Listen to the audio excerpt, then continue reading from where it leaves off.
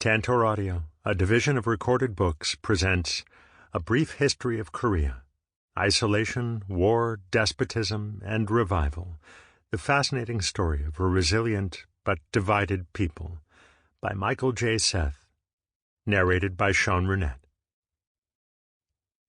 Introduction.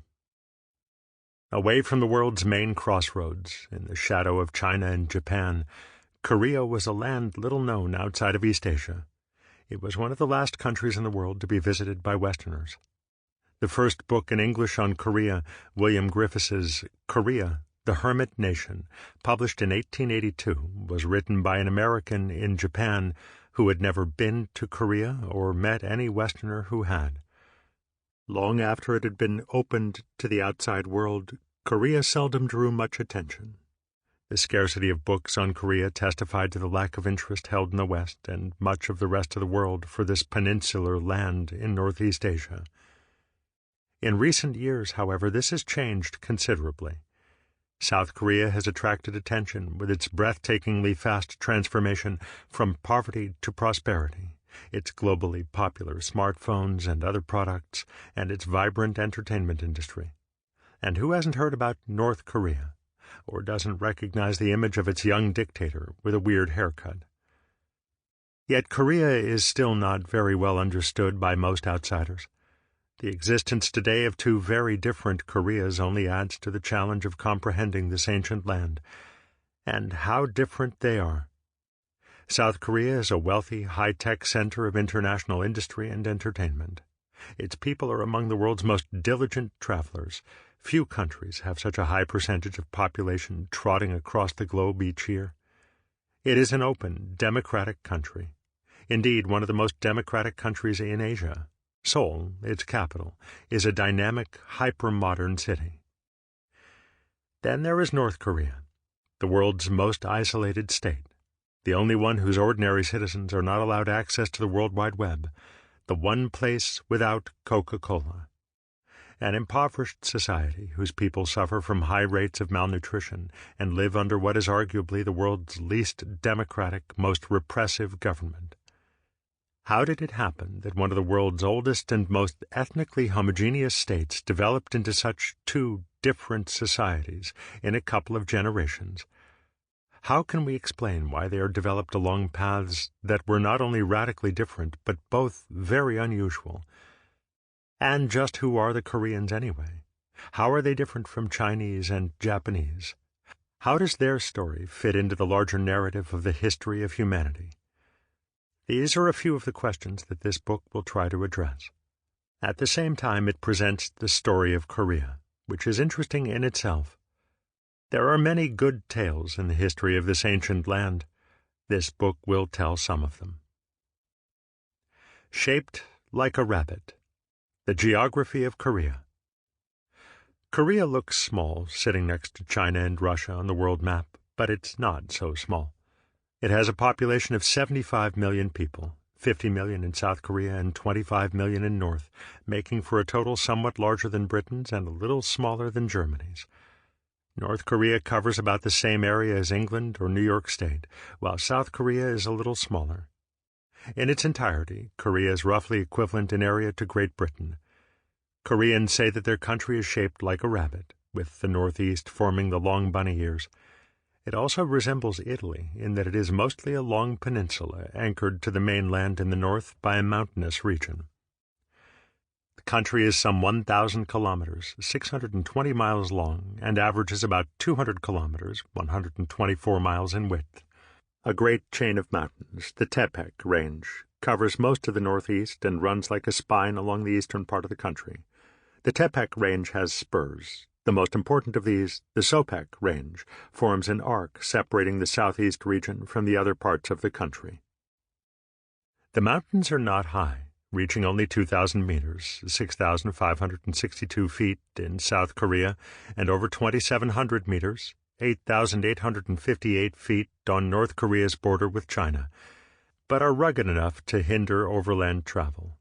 Most of the country's rivers flow from this eastern spine westward into the Yellow Sea. There are no broad plains. In fact, no matter where you go in Korea, you are in sight of mountains.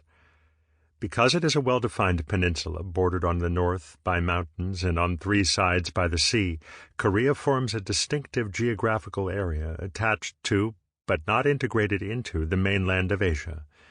Its current borders, that is, of North and South Korea together, were formed 6 centuries ago. Since then, the end of the Korean world has been the Paektu or Baektu Mountain, a 2,744-meter, 9,003-foot volcano, and the 2 rivers that flow from it. The Tumen River, which heads northeast and empties into the East Sea, Sea of Japan, and the Yalu River, which flows southwest to the Yellow Sea. Despite its modest size, there is a considerable temperature range, from the long, bitter, cold winters in the northeast that would challenge the most rugged New Englander, to the milder winter on the southern coast, where it only occasionally becomes cold enough to snow. The weather changes dramatically with the seasons. In the winter, dry, cold air from Mongolia and Siberia spreads over the peninsula, often accompanied by frigid winds. In the summer, the great landmass of Asia heats up, sucking in moist air from the Pacific and thus bringing about the summer monsoons. This is when the country receives the better part of its rain. Most of the country becomes a tropical steam bath, with heavy downpours that bring only a brief respite from the heat. The arable land in Korea is limited, but fertile and well-watered. As a result, for much of its history it has been fairly densely populated. The people are mostly concentrated in 4 rice bowls, the largest pockets of good farmland, consisting of the Naktung Basin in the southeast, in an area known as Gyeongsang, the southwest area of Chola, the Han Basin near the center of the peninsula where Seoul lies, and the Daedong Basin in the north where Pyongyang, North Korea's capital, is situated. As the Naktung Basin, Chola, and most of the Han Basin are in the south, with the Daedong Basin and a small part of the Han Basin in the north, South Korea has most of the good agricultural land. The seas around Korea are rich in sea life, so fish, squid, and other ocean products have been an important part of the diet. However, Koreans are mountain people, not sea people, and have historically not been much for seafaring. This might be surprising, since few live far from the ocean, but the seas around Korea, except for the south coast, are not friendly to navigation. The east coast has good harbors, but is cut off from the populated areas by mountains. The west coast has shifting sandbars, barely immersed reefs, and some of the world's highest tides, making navigation tricky at best. In pre-modern times, immigrants came from the forests and plains of the north, high culture from China in the east, and invaders from all directions. Koreans have called themselves a shrimp among whales, meaning they are a small country surrounded by much bigger ones. These include China, which for the past 2,000 years has been the world's most populous country and one of the most territorially massive, Japan, which has historically had about 3 times Korea's population, and the vast continental empire of Russia. In earlier times, before Russia spread all the way east, the whale to the north was one of various nomad empires such as the Mongols and the Manchus. Furthermore, while China's northeast region of Manchuria shares the Korean border today, for most of its history this region was not Chinese, but part of the steppe and forest peopled by some of the world's most formidable warrior groups. However, China was close enough to be the source of most of Korea's ideas about government, society, art, literature, and religion.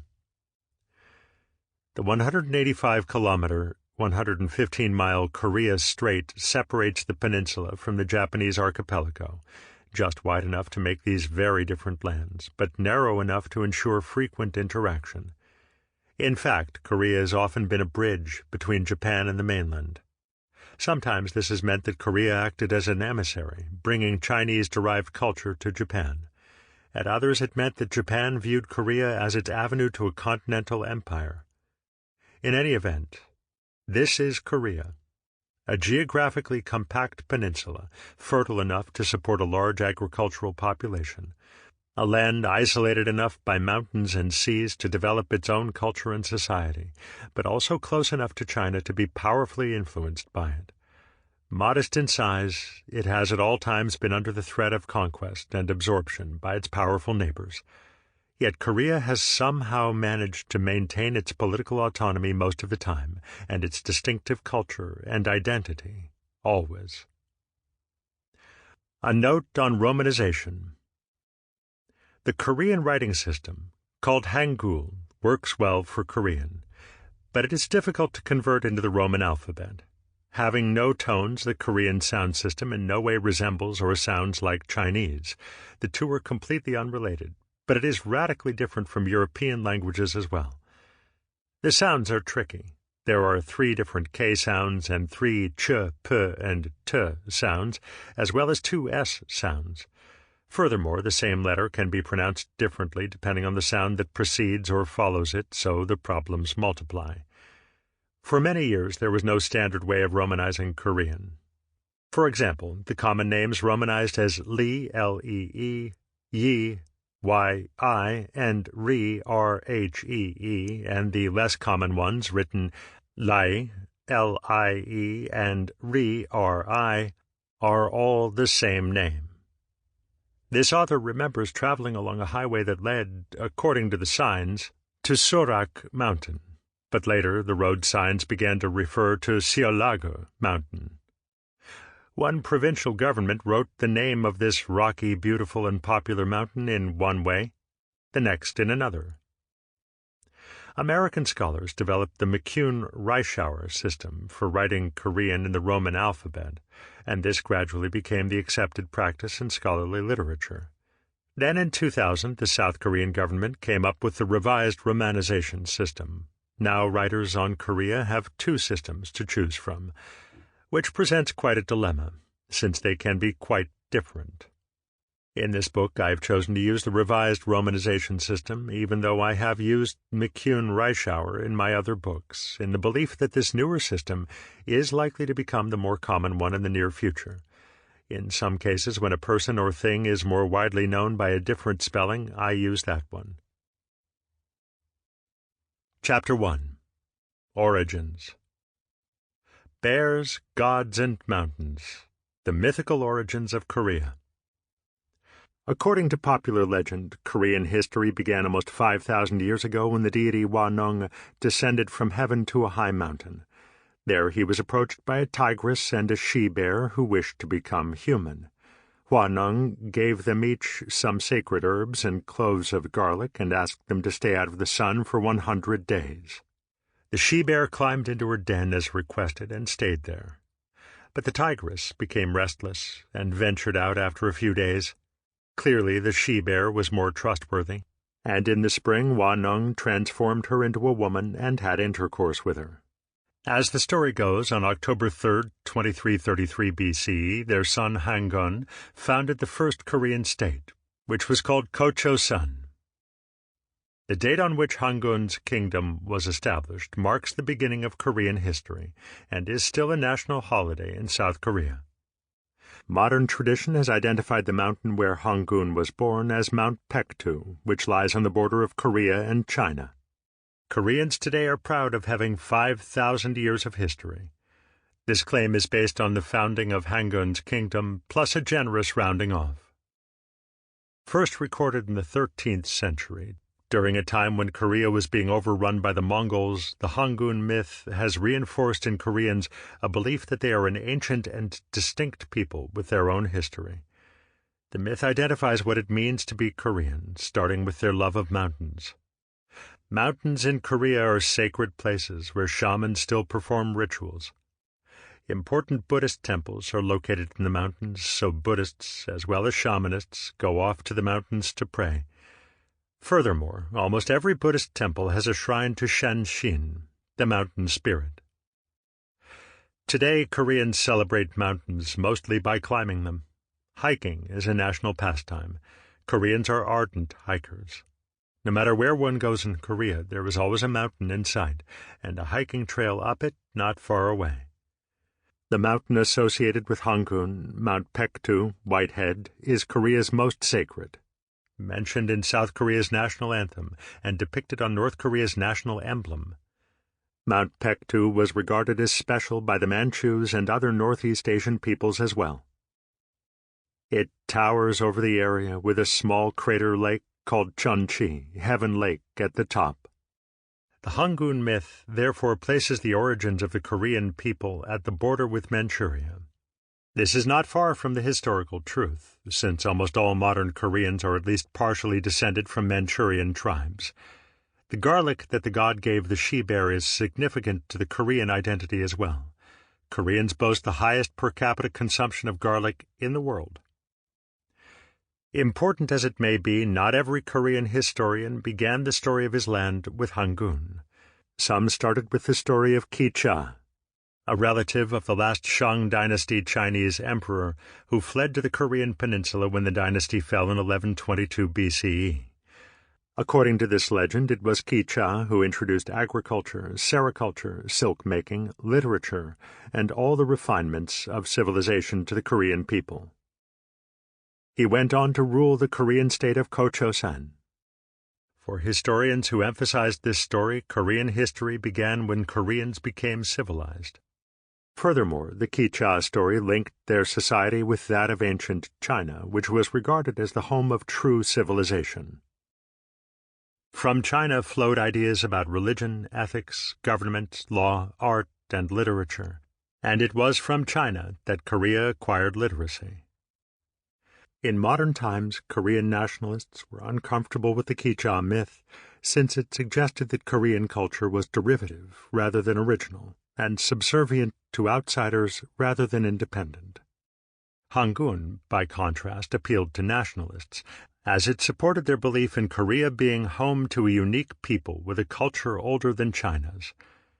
Today, Hangul is celebrated in both Koreas, as a myth and symbol in the south, and as a real historical ruler in the north, while Ki-cha is nearly forgotten. Yet both myths contain important elements for understanding the facts of Korean history. Hangul represents the Korean people's connection to the mountains, forests, and plains of Northeast Asia. Ki-cha, the enormous impact China had on shaping their culture. Cul-de-sac and springboard, early migrations of peoples into the peninsula. Who were the first Koreans? For thousands of years, people migrated from Manchuria into the Korean peninsula. For some, the peninsula was a cul-de-sac where they settled permanently. Others took to the sea, using the peninsula as a springboard to the lush Japanese islands. The 185 kilometers, 115 miles that separate the southern part of the peninsula from the nearest of Japan's 4 main islands was close enough that some people crossed the Korea Strait. DNA analysis, reinforced by archaeological evidence, indicates strong links between the ancient peoples of Korea and Japan. It is possible that some of the migrations went both ways, with people mingling on both sides of the straits. We should not think of early Korea, Japan, and the mainland of Northeast Asia as self-contained areas, but rather as places where people and cultures mixed and overlapped. The peoples who migrated into what is now Korea discovered a land nearly covered with forests that provided a rich variety of food sources, not only game animals, but also acorns, chestnuts, and edible plants, including arrowroot, turnips, onions, and wild millet. The coastal areas teemed with fish, shellfish, and squid. Pottery, which is usually associated with agricultural societies since hunters and foragers on the move did not carry pots, appeared 10,000 years ago, several thousand years earlier than in the Middle East or Europe. This suggests an environment with a sufficient abundance of wild plants and game to support at least a semi-sedentary population. Village life began in earnest, however, with the domestication of millet and pigs some 6,000 or 7,000 years ago, possibly as the result of Chinese influence. These were important additions to the people's diet. But the real transformation to a densely populated agricultural land began with the introduction of rice. The reign of rice, the introduction of agriculture, and the rhythms of Korean life. Korean society as we know it from historical records begins with rice cultivation. Rice is the chief staple of the Korean diet. The word for cooked rice in Korean, pap, also means meal. A Korean lunch or dinner or even breakfast consists of rice and panchan, dishes eaten with rice. Koreans ate other grains, including barley, millet, and sorghum, but these were considered only poor substitutes for rice. When there was plenty of rice at every meal, life was good. When there was not enough and one had to eat other coarse grains, or not much at all, life was hard. The most common form of rice in Korea is the short-grained, sticky japonica or sinica variety, which was probably introduced from China 4,000 years ago. It thrives in the Korean climate. Planted in the spring, it grows rapidly during the hot, humid summer monsoons and ripens in the sunny, dry weather that follows in the fall. It yields well when planted in dry fields, but yields more when transplanted into wet paddies. Small streams along the mountain and hillsides can be channeled into wet rice paddies, part of the complicated rice-growing techniques that took many generations to perfect. Flat land is limited, but what is available contains nutrient-rich alluvium that rice and other crops thrive in. As yields increased, more people could be fed. This is how Korea, a small mountainous country, was able to support a fairly large population. Though the process of converting the forest to rice fields was a slow one, by 1000 BCE, agricultural villages dotted the land. Since the cultivation and cooking of rice are so basic to the rhythm of life in Korea, one could say Korean culture began around this time. These early people left no written records. We don't know what they called themselves or what language they spoke, but they did leave behind something to remember them by.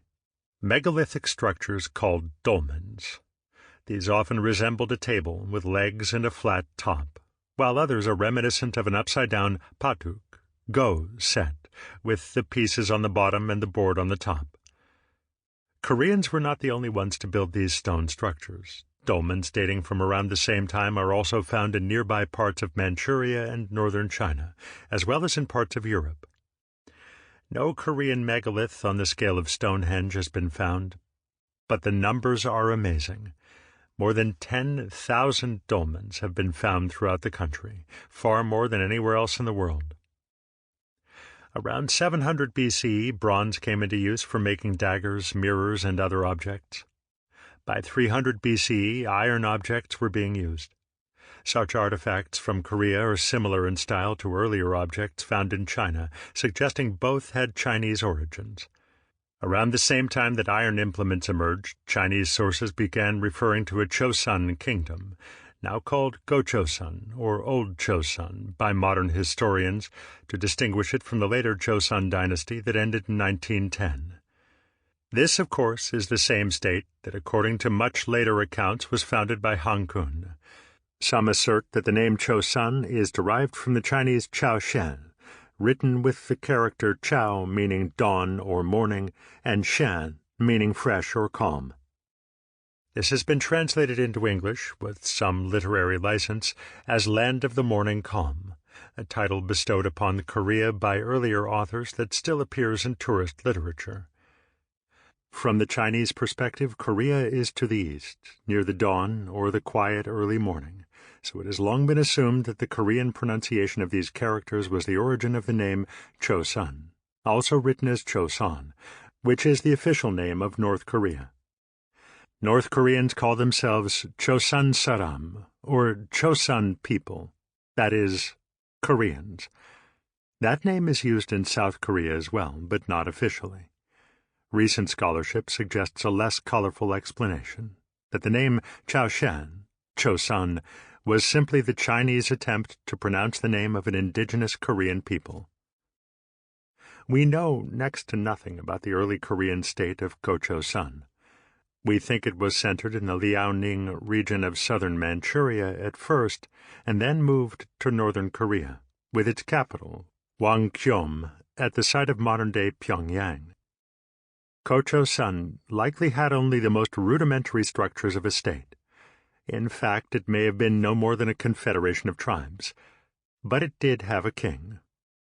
The last king of Go-Chosun, Woo-ko, who is the first historically attested figure in Korean history, appears to have blocked or tried to monopolize trade between Wu-di, the Han Emperor of China, and the tribal peoples of the area, becoming such an annoyance that in 109 BCE Wu-di invaded Go-Chosun.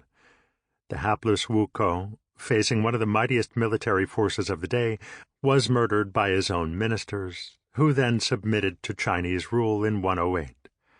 Thus China entered the Korean peninsula, and a new phase of Korean history began. Enter the Chinese. Early Chinese involvement and influence. With the arrival of the Chinese, Korean history took a major turn. From 108 BCE, parts of Korea were incorporated into the Chinese Empire. Chinese settlement and administration was located in the northeast, again centered in the vicinity of present-day Pyongyang. This area, called Leilang by the Chinese and Nangnang by the Koreans, was part of China for more than 4 centuries. It was a remote frontier outpost of the empire that had 2 main purposes. One was to promote trade with the tribal peoples of Northeast Asia, Manchuria, Korea, and even distant Japan. The other was to keep an eye on them. In addition to Chinese soldiers and officials, there were some Chinese settlers, but the population was mostly a mix of various people.